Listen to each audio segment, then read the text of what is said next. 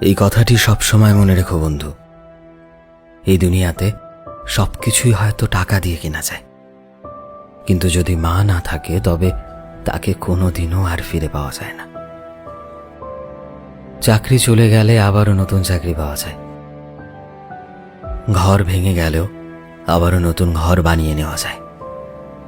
ভালোবাসার মানুষ হারিয়ে গেলে আবারও জীবনে ভালোবাসার মানুষ পাওয়া যায়, কিন্তু যদি মা না থাকে তবে তার জায়গা কেউ কোনোদিনও নিতে পারবে না।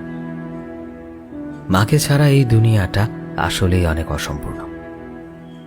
মা আসলে কোনো সম্পর্কের নাম নয়, বরং একটা অনুভূতির নাম। মা আমাদের জীবনের প্রথম শিক্ষক, আমাদের জীবনের সবার প্রথম বন্ধু, আর আমাদের সব থেকে বড় শক্তি।